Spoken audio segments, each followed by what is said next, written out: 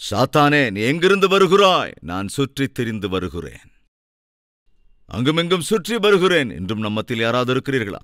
அங்குமெங்கும் சுற்றிக் கொண்டு வாழ்கிறவர்கள், கண்ட இடங்களுக்கு கண்டபடி போகிறவர்கள், கண்டபடி வாழ்ந்து கொண்டிருக்கிறவர்கள், எந்த பொறுப்பும் இல்லாமல், எந்த கவலையும் இல்லாமல் உதாரித்தனமாய் வாழ்கிறவர்கள் யாரும் இருக்கிறீர்களா? ஜாக்கிரதை, பதில் சொல்ல வேண்டிய ஒரு நாள் உண்டு. எங்கெங்கே சுற்றித் திரிந்து வருகிறாய்? கேயாசி, எங்கிருந்து வருகிறாய்? எலிசா கேட்ட கேள்வி இது. எலிசா கேட்டபோது கேயாசியின் பதில் என்ன தெரியுமா? நான் எங்க போயிருந்தேன்? நான் எங்கேயும் போலையே. பொய் சொல்லுகிறான். வாசிக்கலாம் வாங்க. அன்று நடந்த சம்பவம் என்ன? கேட்கப்பட்ட கேள்வி என்ன? அதற்கு தரப்பட்ட பதில் என்ன? 2 ராஜாக்கள் 5வது அதிகாரம் 25வது வசனம். கவனிங்க. பின்பு அவன் உள்ளே போய் தன் எஜமானனுக்கு முன்பாக நின்றான். கேயாசியே, எங்கே இருந்து வந்தாய் என்று எலிசா அவனை கேட்டதற்கு, நீ எங்கிருந்து வந்தாய் என்று கேட்டதற்கு அவன், உமது அடியான் எங்கும், கவனிங்க என்ன சொல்றான், எங்கும் போகவில்லை. பொய். இன்று வீட்டுக்குள்ள வந்தா முதல்ல வாயிலிருந்து வர்ற வார்த்தை அப்பட்டமான பொய். வீட்டுக்குள்ள வந்ததும் நீ உன் கணவருக்கு சொல்வது அல்லது உன் மனைவியிடத்திலே சொல்லுவது பொய் அல்லவா? வீட்டுக்குள் நுழைந்ததும் நீ உன் தாயிடத்திலும் தகப்பனிடத்திலும் சொல்வதெல்லாம் பொய் அல்லவா? நீ இப்படி பொய்களைச் சொல்லி உன் வீட்டில் இருக்கிறவர்களின் வாயை மூட முடியுமே தவிர உன்னை காண்கிற தேவனுடைய கண்களை மாத்திரம் உன்னால் மூடுவது என்பது முடியாது. எவ்வளவோ தெளிவா கேயாசி அங்க பதில் சொல்கிறான். நான் எங்கேயும் போகலையே, ஆக்சுவலா நான் எங்கேயுமே போகல. அப்படி ரொம்ப தெளிவா ஒரு பதில் அங்க சொல்றான். அது உண்மையாங்க? கேயாசி எங்கேயுமே போகலையா? அதனாலதான் அப்படி அவன் அங்க பதில் சொன்னானா? பின்னால என்ன நடந்தது அது கூட வாசிக்கலாம். ஆக்சுவலா அந்த நடந்த சம்பவம் என்ன? 5வது அதிகாரம் 16வது வசனத்தை வாசிக்கிறேன். இன்னும் 15வது வசனத்திலிருந்து கூட நான் வாசிக்கிறேன். அப்பொழுது அவன் தன் கூட்டத்தோடெல்லாம் தேவனுடைய மனுஷனிடத்துக்கு திரும்பி வந்து அவனுக்கு முன்பாக நின்று, இதோ இஸ்ரவேலில் இருக்கிற தேவனை தவிர பூமியெங்கும் வேறே தேவன் இல்லை என்பதை அறிந்தேன். இப்போதும் உமது அடியேன் கையில் ஒரு காணிக்கை வாங்கிக் கொள்ள வேண்டும் என்றான். அதற்கு எலிசா, நான் வாங்குகிறதில்லை என்று கர்த்தருக்கு முன்பாக அவருடைய ஜீவனை கொண்டு சொல்லுகிறேன் என்றான். வாங்க வேண்டும் என்று அவனை வருத்தினாலும் தட்டுதல் பண்ணிவிட்டான். அது நாகமான் எலிசாவிடத்தில் எவ்வளவோ போராடி வற்புறுத்தி கேட்டபோதும் கூட அவன் அதற்கு ஒப்புக்கொள்ளவில்லை. காணிக்கைக்காகவோ பணத்துக்காகவோ ஆஸ்தி ஐஸ்வர்யங்களை பெருக்கிக் கொள்வதற்காகவோ எலிசா ஊழியம் செய்யலங்க. தான் பிரார்த்தனை செய்தாலும் அல்லது பிரசங்கம் செய்தாலும் பணத்துக்காக ஆசைப்பட்டு மாத்திரம் அவன் ஒரு காலம் தேவனை சேவிக்கவில்லை. என் அன்பு சகோதர சகோதரிகளே, நாகமான் வருந்தி கேட்டுக்கொண்டானா, ஐயா காணிக்க வாங்கிக்கங்க ஐயா, தயவு செஞ்சு வாங்கிக்கங்க ஐயா என்று மன்றாடினானா. இன்னைக்கு ஒரு கேள்வி கேட்க விரும்புறேன். கால்வரி டெம்பிள 2005 ஆரம்பித்தோம் தேவனுடைய மகா கிருபையினாலே ஒரு சின்ன சபையாக. அந்த சின்ன சபையை இன்று தேவன் தம்முடைய கிருபையினாலே ஒரு பெரிய சபையாக்கி இருக்கிறார். சில ஆயிரக்கணக்கானோர் தனிப்பட்ட விதத்தில் என்னை சந்தித்திருக்கிறார்கள். என்றாவது உங்களிடத்திலிருந்து நான் காணிக்கை கேட்டிருக்கிறேனா? அல்லது என்றாவது உங்களிடத்தில் காணிக்கை நான் வாங்கியிருக்கிறேனா? யாராவது விசிட்டிங் ஹவுஸுக்கு வந்து, ஐயா உங்களுக்காக காணிக்கை கொண்டு வந்திருக்கோம், நீங்க வாங்கிக்கணும், இது பிரத்யேகமா உங்களுக்கானது என்று சொல்லி கொடுக்கிற போது, நீங்க எனக்கு தரணும்னு நினைச்சீங்கன்னா இந்த பாக்ஸ்ல போட்டுருங்க, நீங்க தேவனுக்கு கொடுக்க விரும்பினா அந்த பாக்ஸ்ல போடுங்க அப்படின்னு 2 உண்டியல் வச்சதை பார்த்துருக்கீங்களா? இத்தனை வருடங்களிலே உங்களுக்கு காணிக்கை கொடுத்திருக்கிறோம் என்று சொல்வோர் யாராவது இருக்கீங்களா? இருந்தா கொஞ்சம் கை வைத்து காட்டுங்களேன். இவ்வளவு பேர்ல என்று இந்த வேதாகமத்தை கையில் பிடித்துக் கொண்டேனோ அன்றே அந்த முடிவை எடுத்து விட்டேன். என்ன முடிவு? ஆத்துமாக்களை ஆதாயம் செய்வதுதான் என்னுடைய வாழ்க்கையின் நோக்கம். நூற்றுக்கணக்கான மீட்டிங்க்கு எந்தெந்த ஊருக்கு எப்பப்பெல்லாம் போயிருக்கேன் எனக்கே நினைவில் இல்லை. யாராவது ஒருவர் சொல்ல முடியுமா, சதீஷ்குமார் பிரதர் நீங்க பிரசங்கம் பண்றதுக்கு இவ்வளவு சார்ஜ் பண்ணீங்க, இவ்வளவு கொடுத்தாலொழிய நான் வரமாட்டேன் என்று சொன்னீர்கள் என்று சொல்லி என்னை அழைத்தவர்கள், அது எந்த பட்டணத்திற்கோ அல்லது எந்த ஊருக்கோ அல்லது எந்த திருமணத்திற்கு யாராக இருந்தாலும் கடந்த 30 வருடமாக ஏறக்குறைய ஊழியம் செய்து கொண்டிருக்கிறேன். இந்த 30 வருட தேவ போதனையின் இந்த காலத்தில் பல நூற்றுக்கணக்கான பட்டணங்களுக்கு எத்தனையோ ஆயிரம் லட்சக்கணக்கான மைல்கள் பிரயாணம் செய்திருக்கிறேன்.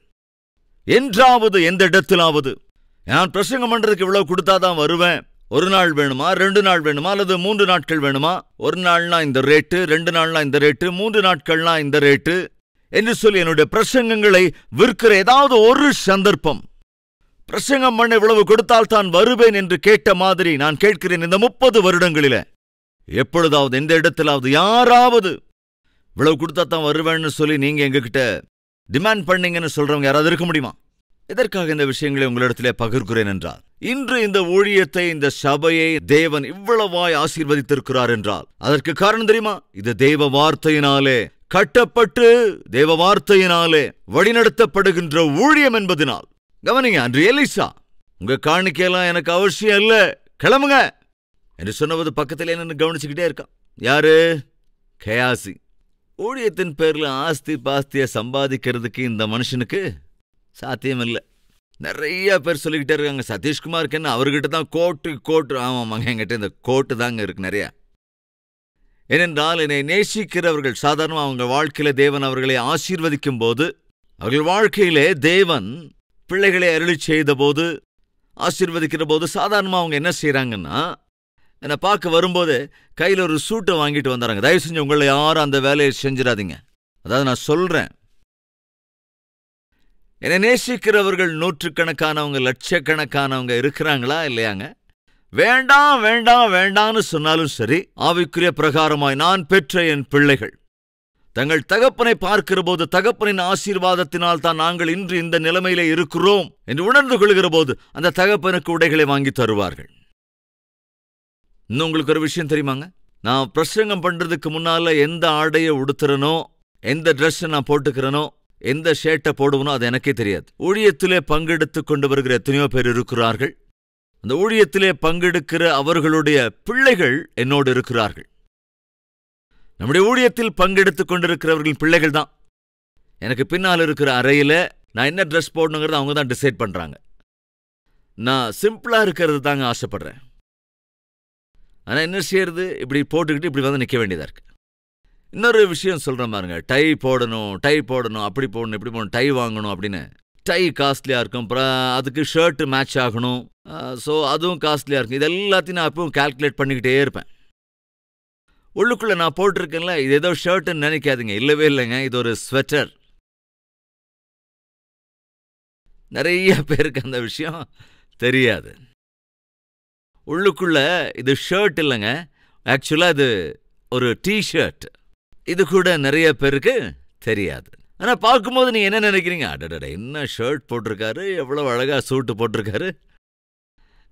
என்ன செய்யறது சொல்லுங்க? தேவன் இப்படி எனக்கு கொடுத்திருக்கிறார்.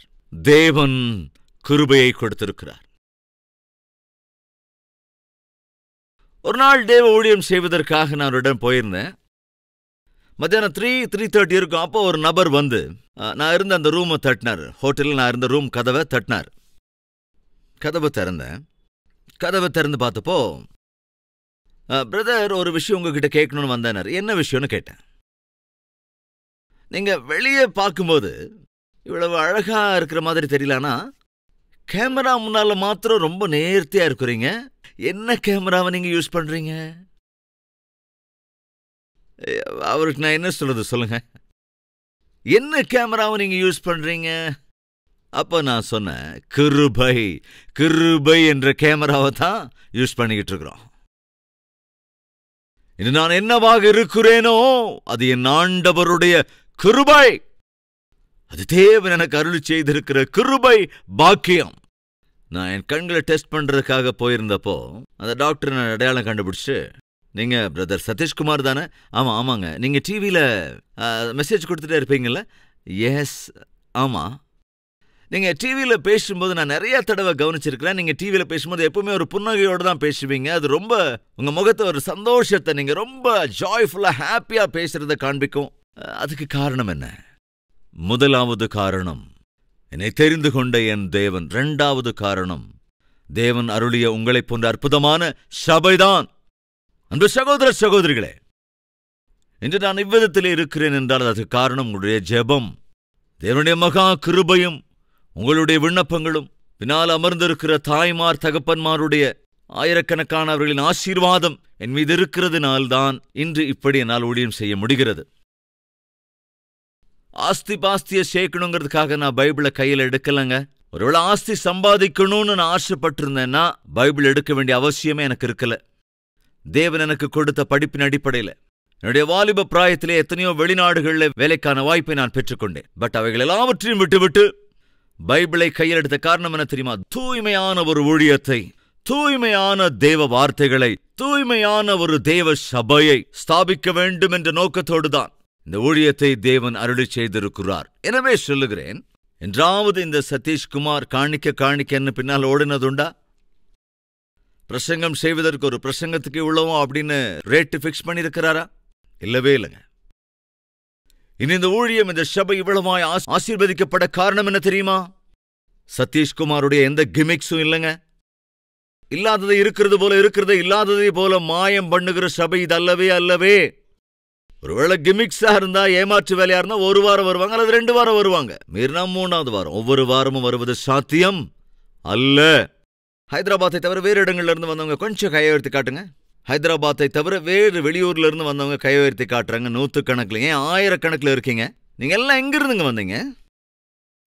மணி நேரம், 2 மணி நேரம், 3 மணி நேரம், 4 மணி நேரம், 5 மணி நேரம், 6 மணி நேரத்துக்கு மேல பிரயாணம் பண்ணி வர்றீங்க.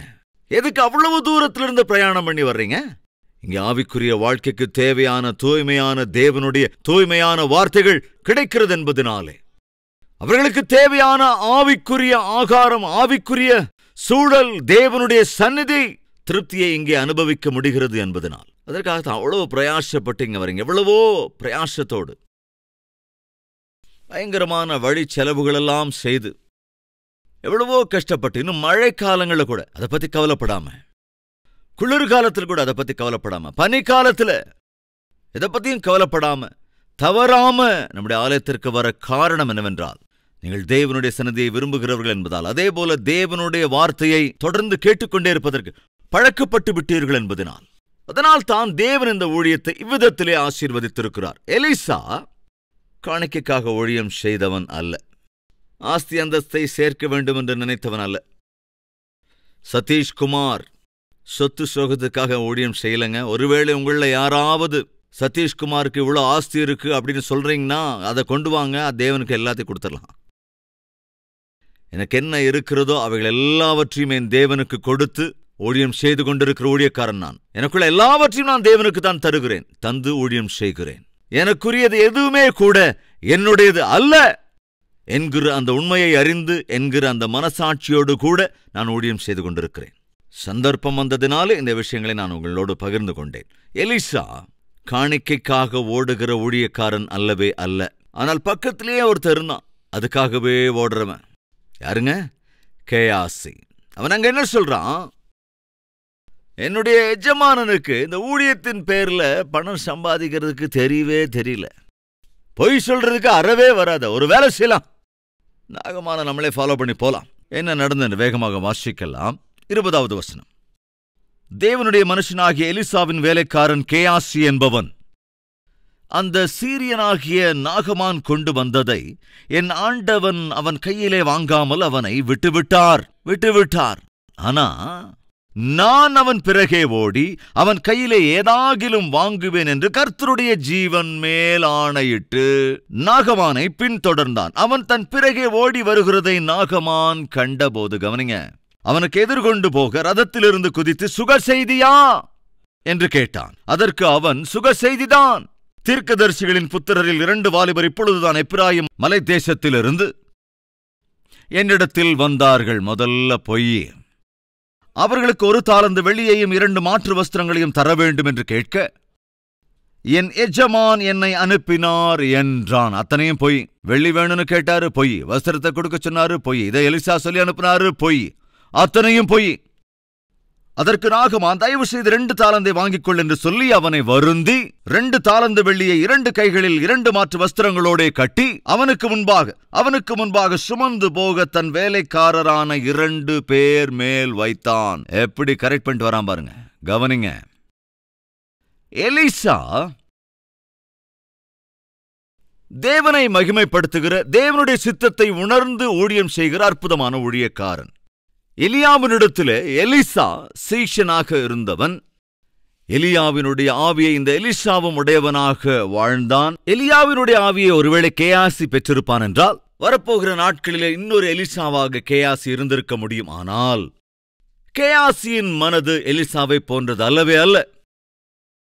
ஊழியத்திலே இருக்கிறான், ஊழியக்காரனோடே கூட இருக்கிறான். ஆனால் அவன் எண்ணம் பூரா இந்த ஊழியத்தின் மூலமாக எதை நாம் சேர்த்து வைக்க முடியும், எவ்வளவு சம்பாதிக்க முடியும் என்ற எண்ணமாக இருந்தது. அப்படி சம்பாதிக்க வேண்டும் என்கிற முயற்சியிலே சொன்ன எல்லாமே பொய்கள், இல்லாத பொல்லாத கதைகளை சொல்லி, அப்பொழுதுதான் வந்து ரட்சிக்கப்பட்ட, அப்பொழுதுதான் வந்து சத்தியத்தை அறிந்து கொண்ட புதிய விசுவாசியான நாகமான், இந்த புதிய விசுவாசியான நாகமான் இடத்துல கேயாசி சென்று எவ்வளவு பொய்களை சொன்னாங்க. கவனிங்க. சீஷர்கள் வந்திருக்கிறார்கள், தேவை இருக்கிறது. வஸ்திரங்கள் வேண்டும், தேவை இருக்கிறது. வெள்ளி வேண்டும், தேவை இருக்கிறது. இப்படி இல்லாத தேவைகளை எல்லாம் அவன் உருவகப்படுத்தி புதிதாக வந்த விசுவாசியை ஏமாற்றி அநியாயமாக, அக்கிரமமாக பணத்தை புடுங்கிட்டாங்க. பணத்தை புடுங்கிட்டே வந்துட்டாங்க. தேவனுடைய ஊழியத்தை செய்து கொண்டு ஊழியத்தின் பேரிலே அநியாயமாக சம்பாதித்துக் கொண்டு வந்து விட்டான். அப்படி அநியாயமாக சம்பாதித்துக் கொண்டு வந்த எல்லாவற்றையும் எடுத்து மறைத்து வைத்துக் கொண்டு ஒண்ணுமே தெரியாதவன் மாதிரி எலிசா முன்னால வந்து நிக்கிறான். செய்ய வேண்டியது எல்லாத்தையும் பின்னால செஞ்சிட்டான். சொல்ல வேண்டிய பொய்யெல்லாம் சொல்லிட்டு வந்துட்டான். புடுங்க வேண்டியதெல்லாம் தனக்கு புடுங்கிட்டு வந்துட்டான். வந்து எதுவுமே நடக்காதது போல எலிசாவுக்கு முன்னால வந்து நின்னபோது எலிசா கேட்டார், கேசி எங்கப்பா போயிட்டு வர்ற? அந்த கேள்விக்கான பதில கவனிங்க. நான் எங்கேயும் போலையே, பொய்யே. வாயை திறந்தாலே வருவது பொய்கள். எல்லாம் ஏமாற்று வேலை, மோசம், மேல ஊழியம். தேவனுடைய ஊழியக்காரன் எவ்வளவு துர்பாக்கியம். கவனிங்க, எவ்வளவு பயங்கரம். யோசிச்சு பாருங்க. கேயாசி எங்கே இருந்து வருகிறாய் என்று எலிசா கேள்வி கேட்டான். சகோதர சகோதரிகளே, வீட்டுக்குள்ள வரும்போது இந்த கேள்வியை நாம் ஒவ்வொருவருமே எதிர்கொள்ள வேண்டும். உத்தியோகத்திற்காக ஆபீஸ்க்கு போனேன், இப்ப திரும்ப வீட்டுக்கு வர. ஆனா எங்கிருந்து வர்ற? காலேஜுக்கு போன, திரும்பி வந்திருக்க, எங்கிருந்து வர்ற? வியாபாரத்துக்காக போயிருந்த, திரும்பி வர்ற, இப்ப எங்கிருந்து வர்ற? ஊழியம் என்ற பேர்ல வீட்டில இருந்து வெளியே போன, எங்க போயிட்டு வந்திருக்க? கட்டாயமாக இந்த கேள்விகளுக்கான பதிலை தந்தையாக வேண்டும். அந்நாளிலே கேயாசியனுடைய பதில் தவறான பதில், ராங் ஆன்சர். அவன் கொடுத்த ஆன்சர் என்ன? ஐயோ, நான் எங்கேயுமே போகவே இல்லையே. தான் செய்த தவறை மூடி மறைக்க முயற்சி செய்கிறான். தான் வெளியே போட்டு வந்த வேஷத்தை முழுவதுமாய் மறைக்க முயற்சி செய்கிறான். தான் சொன்ன பொய்கள், அந்த பொய்கள் மூலமாக தான் சேர்த்து கொண்டு வந்து மறைத்து வைத்திருக்கிற எல்லாமே கூட அப்படி ஒழித்து வைத்துவிட்டு எதுவுமே நடக்காது போல நல்ல பிள்ளையை போல வந்து முன்னால நிற்கிறான். இன்றும் நம்மத்தில் யாராவது இருக்கீங்களா? வீட்டிலிருந்து வெளியே போனதற்கு பிறகு வெளியே என்னென்ன செய்யறன்னு உனக்கு நல்லா தெரியும். எப்படி வாழ்றேங்கிறது உனக்கு தெரியும். எப்படி சம்பாதிக்கிறேங்கிறது உனக்கு தெரியும். நீ செய்கிற ஏமாற்று வேலையெல்லாம் உனக்கு தெரியும். நீ செய்கிற வஞ்சம் உனக்கு நல்லா தெரியும். எங்கெங்கெல்லாம் சுத்தி எப்படியெல்லாம் நடந்துக்கிற, எப்படியெல்லாம் வாழ்ற, இதெல்லாமே உனக்கு நல்லா தெரியும்.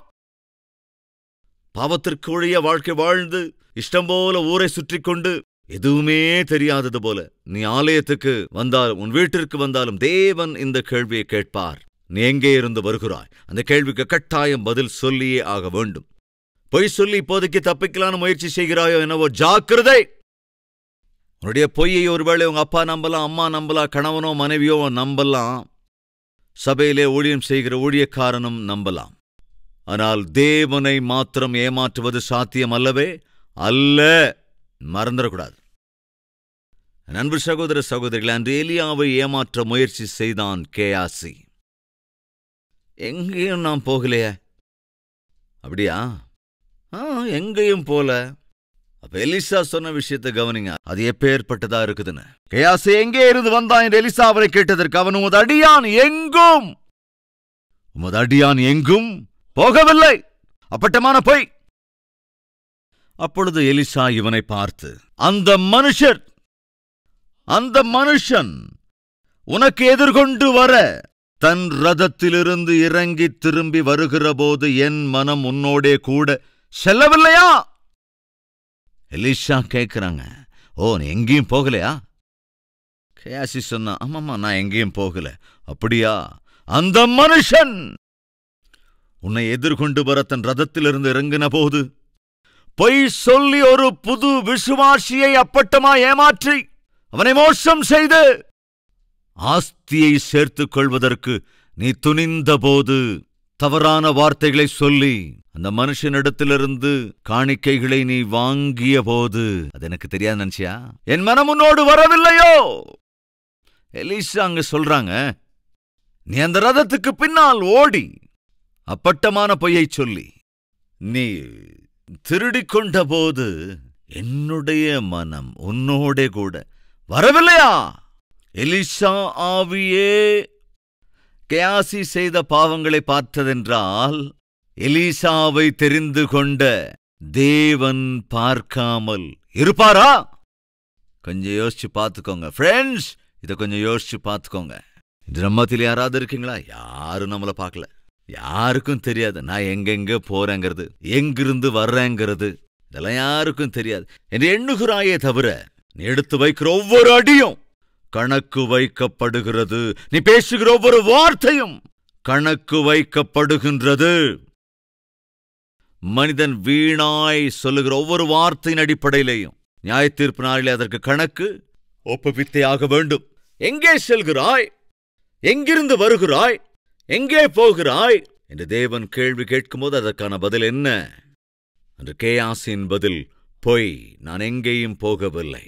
அப்பொழுது எலிசா கேட்கிறான், அந்த மனுஷன் ரதத்திலிருந்து இறங்கி உன்னை எதிர்கொண்டு வருகிற போது என்னுடைய ஆவி உன்னுடன் கூட வரவில்லையா என்று இப்ப எல்லாம் ஒன்னொன்னா வெளிப்படுத்தி காட்டிட்டார். கேயாசி சொன்ன தவறுகள் என்னென்று ஒரு முறை பார்த்து விடலாம். கவனிங்க. அந்த மனுஷன் உனக்கு எதிர்கொண்டு வர தன் ரதத்திலிருந்து இறங்கி திரும்புகிற போது என் மனம் உன்னுடன் கூட செல்லவில்லையா? பணத்தை வாங்குகிறதற்கும் வஸ்திரங்களையும் ஒலிவத் தோப்புகளையும் திராட்சத் தோட்டங்களையும் ஆடு மாடுகளையும் வேலைக்காரரையும் வேலைக்காரிகளையும் வாங்குகிறதற்கும் இது காலமா? பெரிய லிஸ்ட் அங்க இருக்க, கவனிச்சிங்களா? ஊழியத்தின் பேரில் என்னென்ன அவன் சம்பாதித்திருந்தானோ, தேவனுடைய ஊழியத்திலே இருந்து கொண்டும் கூட மனிதர்களை ஏமாற்றி அப்பட்டமாக பொய் சொல்லி எவற்றையெல்லாம் சம்பாதித்திருந்தானோ எல்லா லிஸ்டையும் வெளிப்படுத்தியாச்சு. வெளிப்படுத்தி கேட்டான், இதுதான் காலமா? நீ தேவனுக்காக வாழ்கிறவனாச்சே, தேவனுக்கு சாட்சியாக வாழ வேண்டியவனாயிற்றே, தேவன் என்னை பார்க்கிறார் என்ற பயமும் பக்தியும் உடையவனாக வாழ வேண்டியவனாயிற்றே.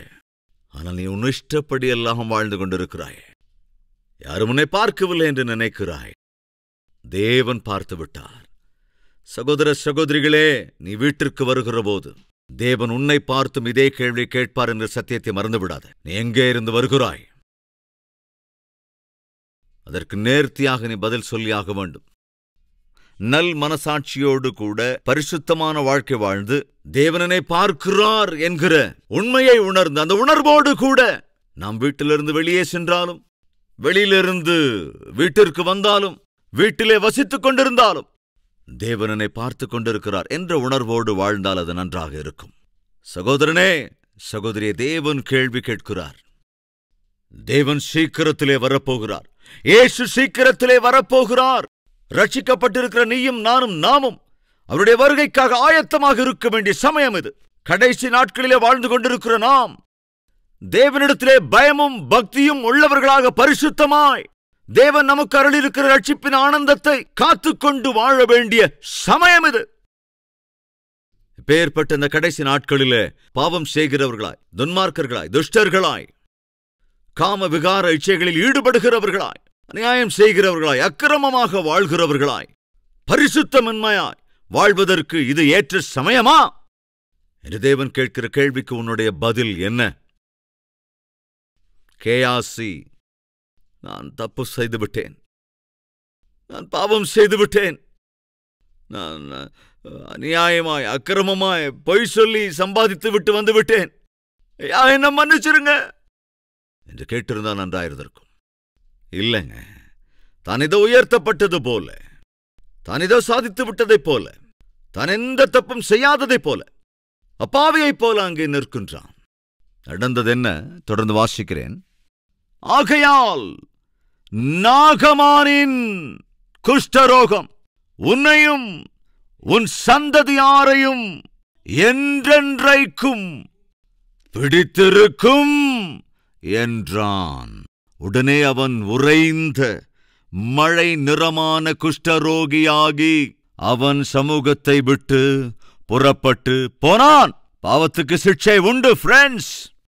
பாவம் செய்கிற எவனும் சிக்ஷிக்கப்படுவான். இந்த விஷயத்தை மறந்து போயிடாதீங்க. அநியாயமாக வாழ்கின்ற ஒவ்வொருவரும், அக்கிரமமாக வாழ்கிற ஒவ்வொருவரும், மனிதர்களை நம்ப வைத்து ஏமாற்றுகிற யாராக இருந்தாலும் எல்லாரும் சிக்ஷைக்குட்படுவார்கள். மறந்து விடாதே சகோதரனே, மறந்து விடாதே சகோதரியே. ஆனா இத நல்லா கவனிங்க. பயங்கரம் என்னன்னா, இந்த கேயாசி செய்த பாவம் அவனோடு கூட முடிந்து விடவில்லை. அவன் செய்த அந்த பாவம் அவனுடைய சந்ததிக்கும் அடுத்த சந்ததிக்கும் சாபமாய் மாறப்போகிறது.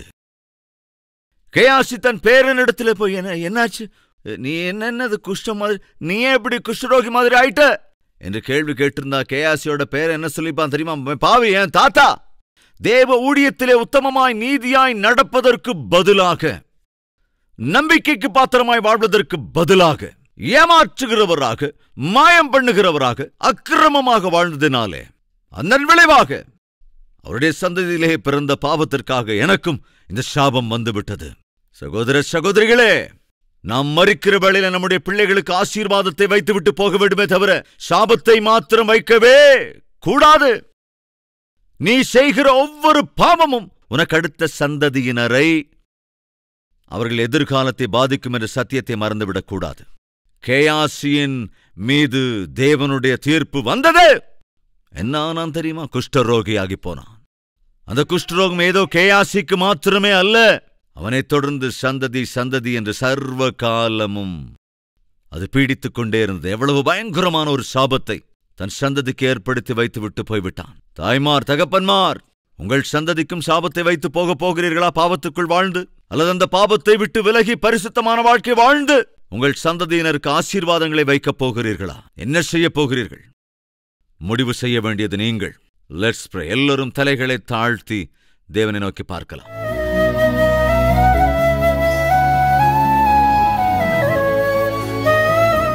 மகா பரிசுத்தமும் அன்பும் நிறைந்த பிதாவே, எங்கே இருந்து வருகிறாய் என்ற கேள்விக்கு பதில் கொடுத்தே ஆக வேண்டும். ஒவ்வொரு நாளும் இந்த கேள்வியை நாங்கள் எதிர்கொண்டே ஆக வேண்டும்.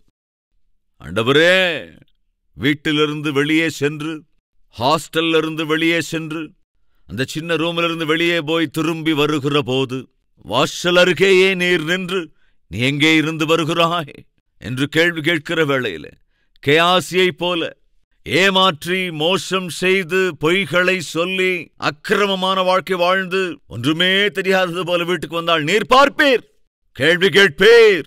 அந்நாளிலே கேயாசி கேள்வி கேட்கப்பட்டான். எலிசா அவனை கேள்வி கேட்டான்.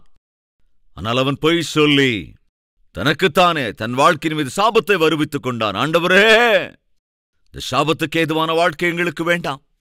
இந்த சாபத்தை எங்களுடைய அடுத்த சந்ததியினருக்கு விட்டு விட்டு செல்லுகிற துர்பாக்கியமான வாழ்க்கை எங்களுக்கு வேண்டாம். உத்தமமாய் வாழ்கிற வாழ்க்கைதான் வேண்டும்.